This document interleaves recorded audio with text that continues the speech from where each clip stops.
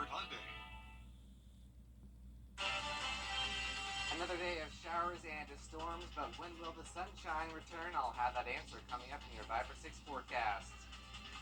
Right now on News Channel 6 at 4, storm damage in the CSRA. We will show you what happened last night. I'm Bria Smith, live in downtown for Beats on Broad.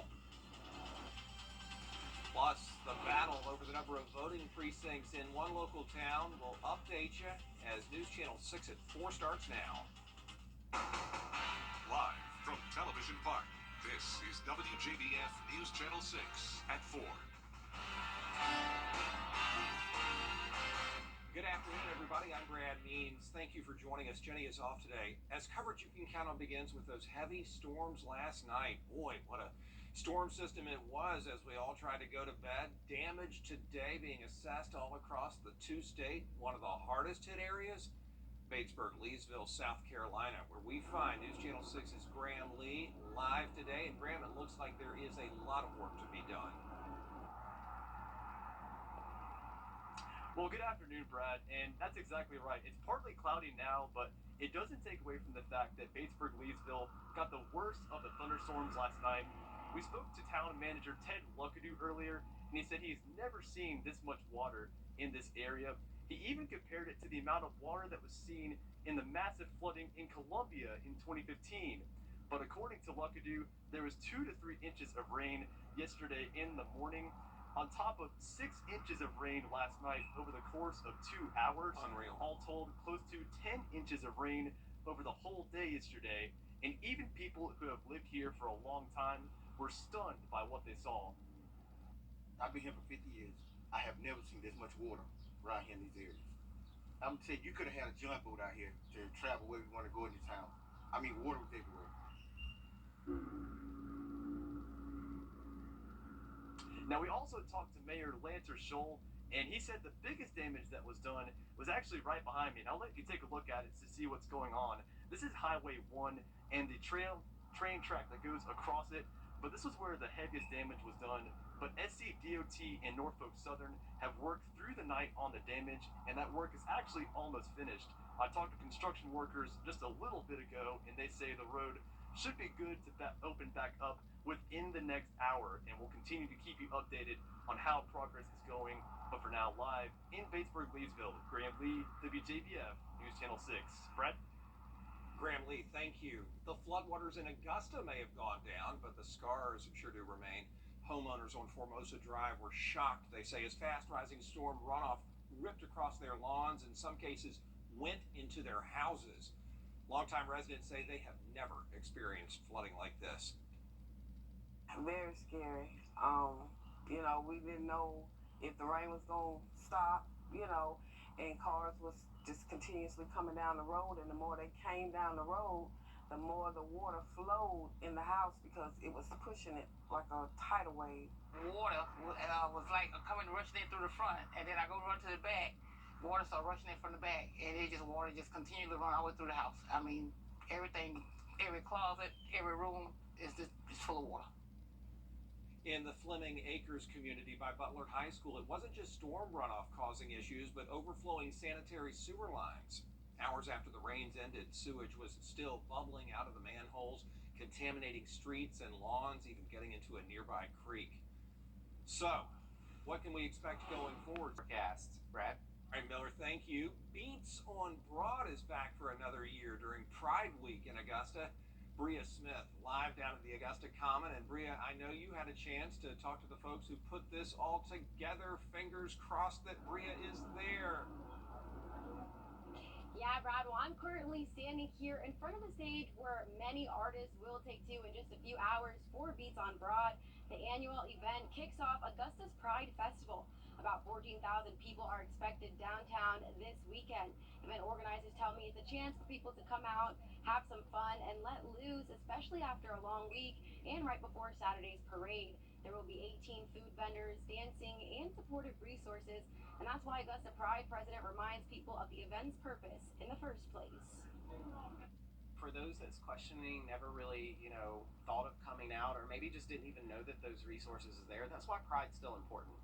There's still a lot of political comments out there right now with all what's going on within the LGBT community. But this is why it's important to continue to show up in numbers and continue to really focus on our youth and educate. The event goes on from 6 p.m. to 12 midnight, and if you're a night owl and love to have some fun, this could be the place for you. Reporting live in downtown, Bria Smith, WJBF, News Channel 6. And there's also a parade tomorrow morning. It starts at 10 o'clock.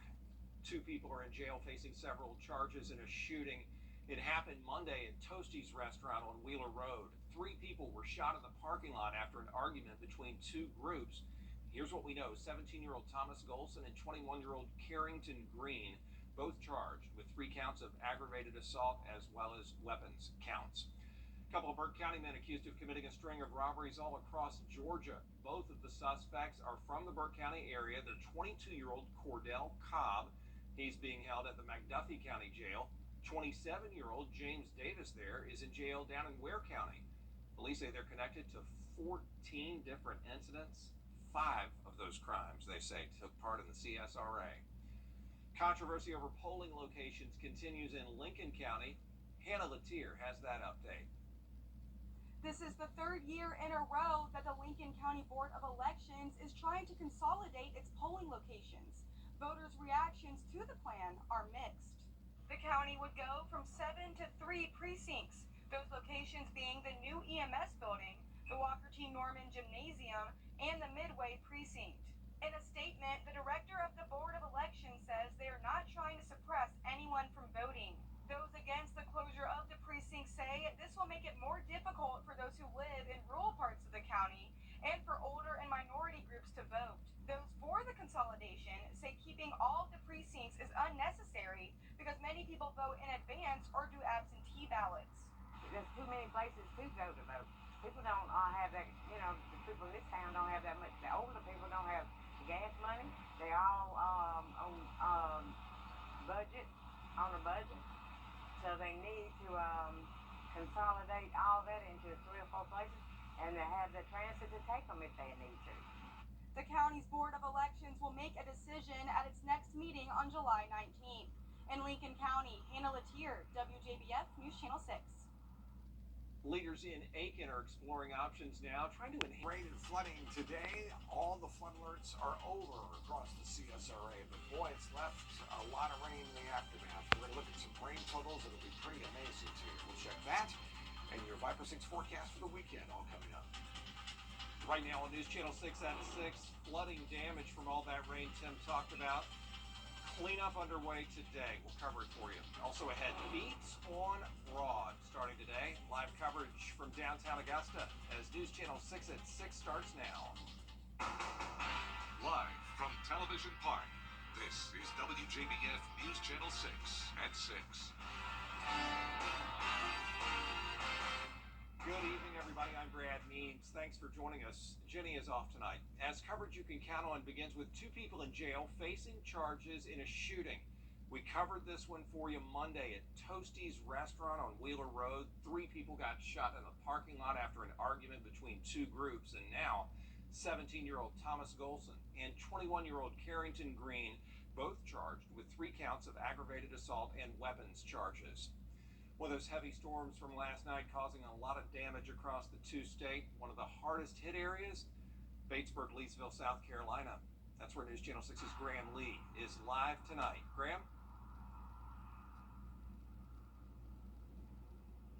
Well, that's right, Brad. And as Tim was actually alluding to, it's starting to get a lot brighter and the sun is coming out and the rains have cleared off. But as he was also saying, the damage has been done and Batesburg, Leesville has definitely gotten the worst of the thunderstorms last night. But throughout the day today, there's been a lot of work done to take care of the damage. We talked to town manager Ted Luckadoo earlier, and according to him, there was 2 to 3 inches yesterday in the morning and 6 inches last night in span of 2 hours. I mean, I'm having a hard time saying that because I can't believe it. But it's a total of 10 inches that they got yesterday, and people who've lived here for a long time, they just say they've never seen this before. I've been here for 50 years. I have never seen this much water around here in these areas. I'm gonna tell you, you could have had a jump boat out here to travel where we want to go in this town. I mean, water was everywhere.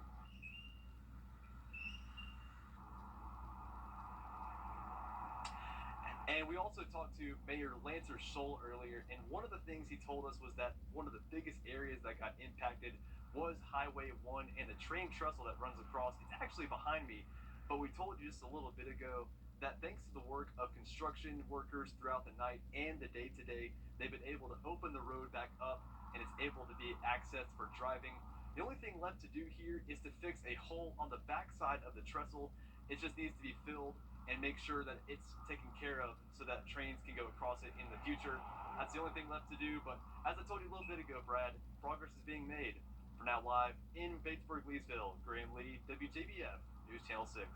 All right, encouraging news out of Batesburg, Leesville from Graham for sure, Tim, as we take a first shine. Brad, I'll come up in a few minutes. All right, look forward to it, Tim. Thank you. The tremendous rains caused flash flooding in the Augusta area, striking places that had never seen it before, but in other parts of town causing all too familiar problems. Senior reporter George Escala has the story. You can see the scars from the fast rising stormwater runoff on Formosa Drive. It overwhelmed storm drains and in some cases sent water into people's homes. Very scary. We didn't know if the rain was going to stop, and cars was just continuously coming down the road, and the more they came down the road, the more the water flowed in the house. It wasn't widespread flooding on Formosa Drive, but the houses that got hit hard. Water was like coming rushing in through the front, and then I go run to the back. Water started rushing in from the back, and water just continued to run all the way through the house. Torrential rains caused flash flooding all over Augusta, but it was really unexpected on Formosa Drive. This is the first that this has ever happened in all the 20 plus years that we've been here. Of course, for the past 7 years, the residents here have been paying a monthly stormwater fee to address drainage maintenance issues, but that did not help here. No, it did not. It did not. We flooded. It's horrible. It's horrible on the outside and inside. In nearby Fleming Acres, the problems were continuing. Sanitary sewers were overflowing, sending raw sewage into the street and a nearby creek. It's a disgrace because we pay taxes here and we get ignored, getting nothing. That's the way I feel. I'm getting nothing because if I was getting my tax money worth, I wouldn't be talking to you today. Heavy rains causing flooding, creating a big mess and big expense and some big time resentment. In Augusta, George Escala, WJBF, News Channel 6. Yeah, rough night all the way around last night, no question about it. A celebration cranking up, meanwhile, in downtown Augusta tonight. Beats on Broad, back for another year. As Pride Week rolls on, there's Bria Smith live at the Common. Bria? That's right, the fun is just beginning here at the Augusta Common, where event organizers tell me this might be their biggest year yet. The annual event kicks off Augusta Pride's Festival. About 14,000 people are expected downtown this weekend. Event organizers tell me it's a chance for people to come out, have some fun, and let loose, especially after a long week. And right before Saturday's parade, there will be 18 food vendors, dancing, and supportive resources. And that's why Augusta Pride president reminds people of the event's purpose in the first place. For those that's questioning, never really, thought of coming out, or maybe just didn't even know that those resources is there, that's why Pride's still important. There's still a lot of political climates out there right now with all of what's going on within the LGBTQ community, but this is why it's important to continue to show up in numbers and continue to really focus on our youth and educate. Festivities go on till 12 midnight, so if you're a night owl and you love to have some fun, this could be the place for you. Reporting live in downtown, Bria Smith, WJBF, News Channel 6. When News Channel 6 at 6 continues, the controversy over voting locations. But I have news for them. We're not having that. We're not having that. Elwood Lopez, ABC News, Atlanta. Coming up, the Braves take on the Reds for Game 2 in and a local MMA fighter has a big show happening tonight. Kira Goldstein has all of that and more in sports next.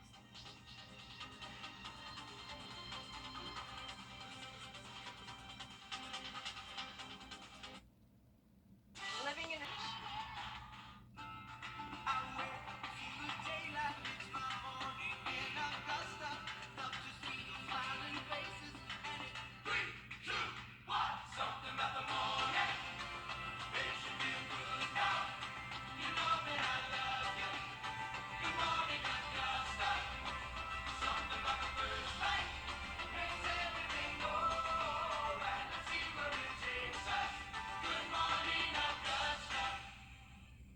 The CSRA's favorite news app is now even better with easier access to local news, weather, and streaming video. Download the News Channel 6 mobile app. Now, WJBF sports coverage you can count on.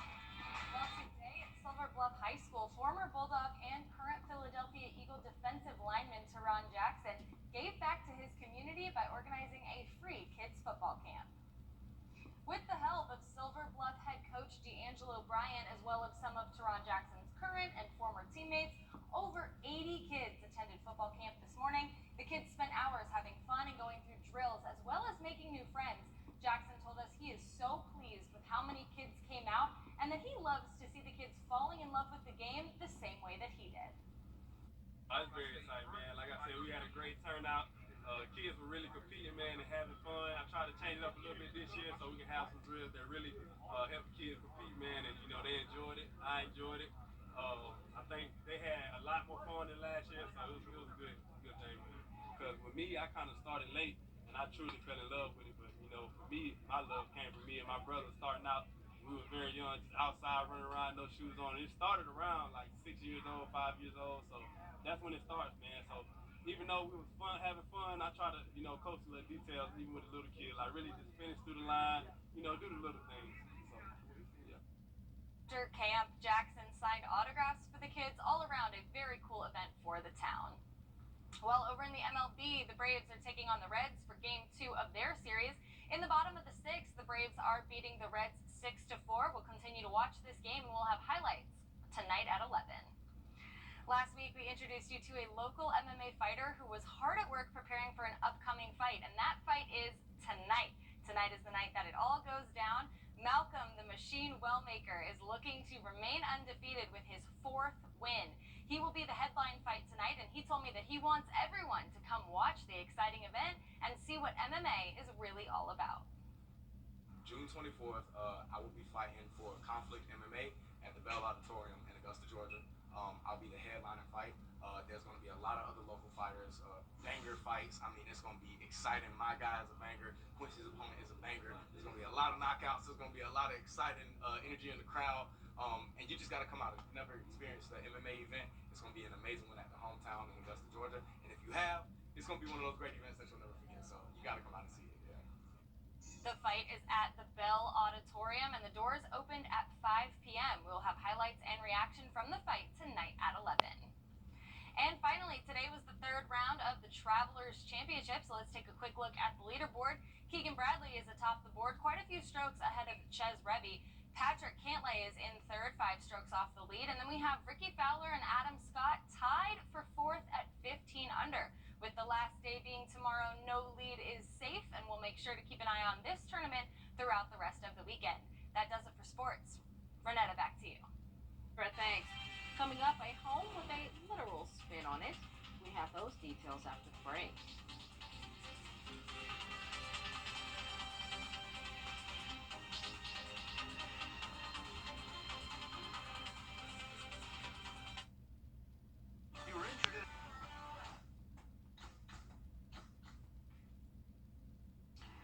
Anyone who gets motion sickness might not want to live here.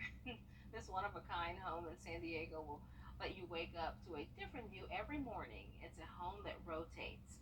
This 2-story cylinder-shaped home is more than 5,000 square feet. It can rotate in either direction and rotate at various speeds too. And another thing, it rotates so that you can just back out of your garage with never having to look back. because I guess you can just go forward all the time because it rotates. And Miller, if you want this spot, it's a whopping $5.3 million. Oh yeah, that's easy money. That's right there in your budget. Yeah. That's what meteorologists make, Yeah, right? In right? Augusta. You're like, that's what I make in a month. But yeah, I get dizzy a lot, so I would not want that. But We'll stay. You can just stay here in Augusta. We'll yeah, go to San Diego. I'll let you have it. That'll be more worth it to me than actually staying there. But for tonight, we're going to be muggy. Temperatures are going to be in the 60s, and that's a little bit below our average of 70. Tomorrow's going to be feeling like summer. Temperatures in the low 90s. There could be an isolated shower or storm in the afternoon, but no flooding issues, no severe weather, which is good. So here's your 10-day forecast. We're definitely going to be seeing more storms on Monday, possibly strong to severe, and then sunshine to end the month of June. It's hard to believe that July is almost here, so get ready for some summer-type weather.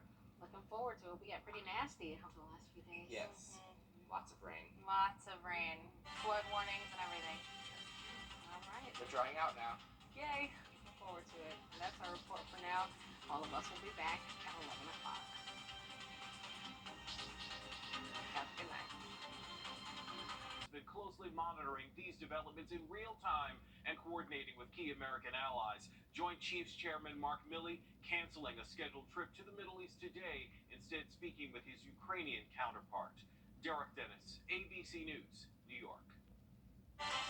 Coming up, a local MMA fighter had a big matchup tonight, and the Braves look for a win on the road. Kira Ghosteen has sports next.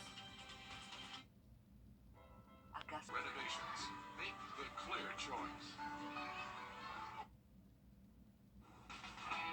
Now, WJBF sports coverage you can count on. Former Silver Bluff Bulldog and current Philadelphia Eagle defensive lineman Teron Jackson gave back to his community on Saturday morning by hosting a free football camp for kids. With the help of Silver Bluff head coach D'Angelo Bryant, as well as some of Teron Jackson's current and former teammates, over 80 kids attended football camp on Saturday morning. You know, the kids spent hours doing fun activities, going through drills, and also making new friends. Jackson told us he's so pleased with how well the camp went and that he loves to see kids falling in love with the game of football just like he did. I was very excited, man. Like I said, we had a great turnout. Kids were really competing, man, and having fun. I tried to change it up a little bit this year so we can have some drills that really help the kids compete, man, and, you know, they enjoyed it. I enjoyed it. I think they had a lot more fun than last year, so it was a good thing. Because with me, I kind of started late, and I truly fell in love with it. But, you know, for me, my love came from me and my brother starting out. We was very young, just outside running around, no shoes on. It started around like 6 years old, 5 years old, so that's when it starts, man. So even though we was having fun, I try to, you know, coach the little details, even with the little kids. Like really just finish through the line, you know, do the little things. So.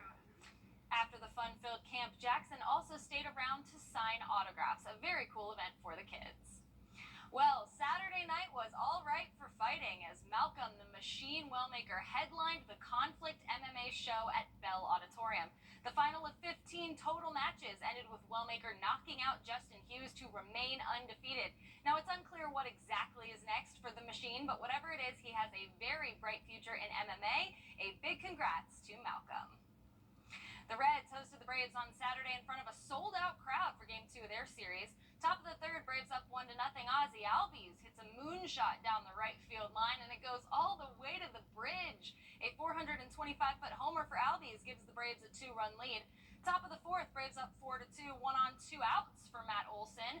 He sends one deep to left center field, and it's just over the wall for the 2-run home run. That was Olson's 200th career home run and an NL Best 24th of the season. Braves up 6-2. Then in the top of the seventh, same score, Marcelo Zuna sends this one oppo. It's out of here. Braves hit 4 home runs in a game for an MLB leading 11th time this season, and the Braves are up 7-4. Then in the bottom of the ninth, Reds trail by 2. They're down to their final strike. Raisel Iglesias strikes out Jonathan India to end the game. The Reds fall short of their 13th straight win, and the Braves even the series with the win 7-6. And finally, Saturday was the third round of the the Travelers Championship. So let's take a look at our leaderboard. Keegan Bradley is atop the board at 21 under, quite a few strokes ahead of Ches Breeby. Patrick Cantlay is in at third, 5 strokes off the lead. And then we have Ricky Fowler and Adam Scott tied for fourth at 15 under. With Sunday's final round, no lead is safe out there in Connecticut, so we'll make sure to keep an eye on this tournament throughout the weekend. That does it for your 11 p.m. Sportscast. Renetta, back to you. Coming up, a job that may be too sweet. The story after the break. This is our mission and committed to quality customer service.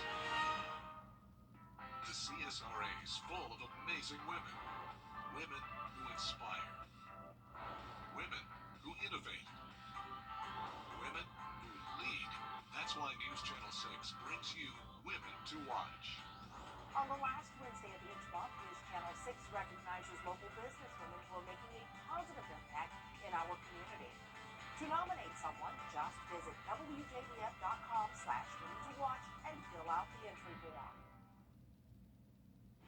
An ice cream brand is hiring someone to work as their lead ice cream taster. The Van Leeuwen Ice Cream Company is hiring a taster to discuss products, bounce flavor ideas, and eat lots and lots of ice cream. The person chosen will be flown to Brooklyn for 2 days, where they will meet with the company's CEO and tour the facility.